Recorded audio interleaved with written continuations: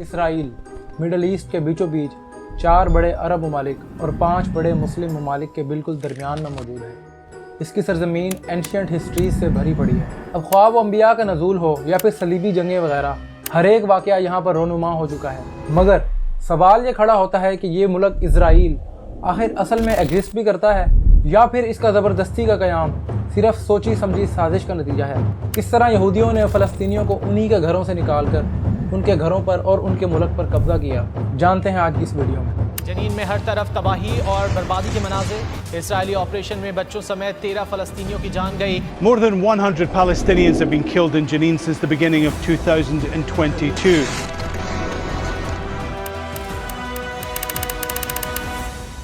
إسرائيل أو جاسوس شارك بهذا الحرب.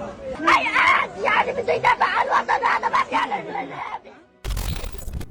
हमारी कहानी का आगाज़ हज़ारों साल पहले होता है, जब हज़रत मूसा अलैहिस्सलाम ने अल्लाह ताला के हुक्म से यहूदियों को मिस्र के फ़िरौनों की ग़ुलामी से निजात दिलवाकर फ़लस्तीन के इलाके में रिहाइश पजीर किया। इसके बाद यहूदियों पर कुछ 100 साल के लिए पुरअमन माहौल बना रहा और इस दौरान इन पर बहुत से अम्बिया ने बादशाहत की, जिनमें हज़रत दाऊद अलैहिस्सलाम और हज़रत सुलेमान अलैहिस्सलाम शामिल हैं। हज़रत सुलेमान अलैहिस्सलाम की वफ़ात के बाद ये पूरा इलाका 2 हिस्सों में तकसीम हो गया, एक किंगडम ऑफ इसराइल और दूसरा फ़लस्तीन किंगडम ऑफ जुडा। अब किंगडम ऑफ इसराइल की साइड से इन पर बेबीलोनियंस ने हमला किया और दोनों इलाकों को अपने कब्जे में कर लिया, और उसके बाद रोमन एम्परर ने बेबीलोनियंस के ऊपर हमला किया और पूरे इलाके को अपने कब्जे में ले लिया।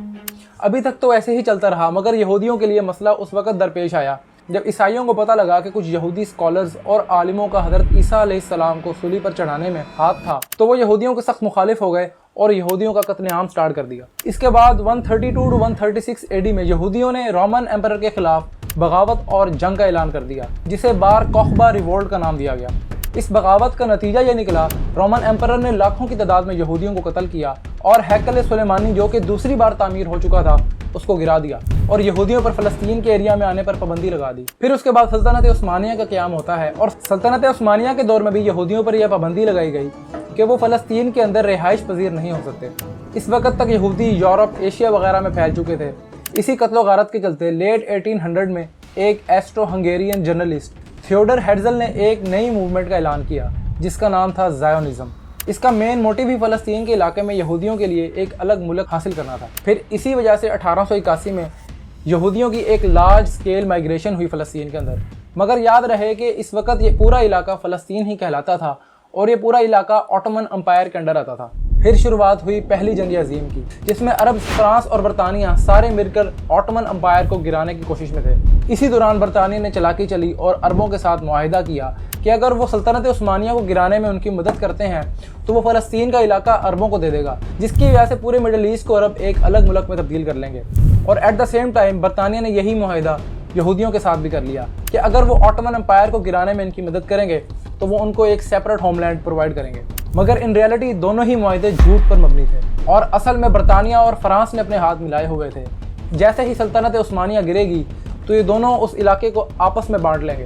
तो जैसे ही सल्तनत उस्मानिया गिरती है, बरतानिया पूरे इलाके पर कब्जा कर लेता है और इसी दौरान जर्मनी में एडोल्फ हिटलर की हुकूमत आ जाती है और हिटलर वहाँ पर यहूदियों का खुलेआम कत्ल स्टार्ट कर देता है, जिसकी वजह से ज़ायनिस्ट मूवमेंट को और बढ़ावा मिलता है और यहूदी अपनी जान बचाकर पूरी दुनिया में भागने लगते हैं। ज़ायनिस्ट मूवमेंट के नतीजे में यहूदियों की एक बहुत बड़ी तादाद फ़लस्तीन आ जाती है और दूसरी तरफ इसी दौरान 1917 में ही बरतानिया फ़लस्तीन को यहूदियों का होमलैंड डिक्लेयर कर देता है, जिसके बाद बहुत बड़ी तादाद में यहूदी फ़लस्तीन में आने लग जाते हैं।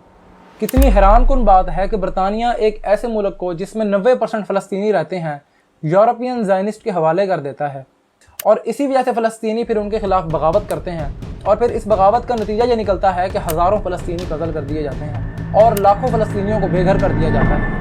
और फिर 1948 में आकर बरतानिया को अकल आती है कि उसने कितना बड़ा भंड मार दिया है और वो अपना सारा मुद्दा यूनाइटेड नेशंस को पकड़ाकर चलता बनता है। और फिर उसके बाद United nation partition proposal plan देता है, जिसमें 45% इलाका अरब यानी फ़लस्तीनियों का और 55% इलाका ज़ायनिस्ट के हवाले कर दिया जाता है। अरब इस प्रपोजल को रिजेक्ट कर देते हैं मगर ज़ायनिस्ट इसे एक्सेप्ट कर लेते हैं। मगर बात समझने की ये है कि जो बॉर्डर्स यूनाइटेड नेशंस की तरफ से प्रपोज किए गए होते हैं, यहूदी उन पर खुश नहीं होते और मजीद इलाके के लिए डिमांड करने लगते हैं, जिसकी वजह से हज़ारों फ़लस्तीनी जिला वतन और लाखों फ़लस्तीनी बेघर हो जाते हैं।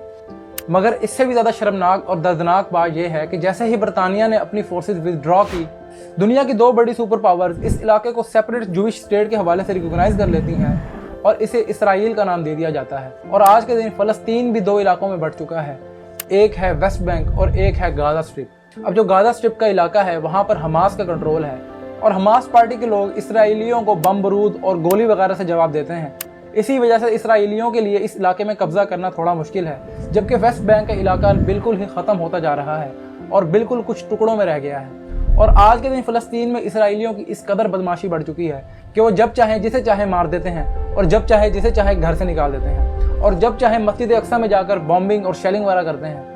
आज के दिन फ़लस्तीन के हालात बहुत ज़्यादा ख़राब हैं और कोई भी मुल्क कुछ भी करने से कासिर है। मेरी दुआ है कि अल्लाह इस कौम को अक्ल दे और इस मामले पर बोलने की और इसे सुलझाने की तौफीक अता फरमाए। अल्लाह हाफ़िज़।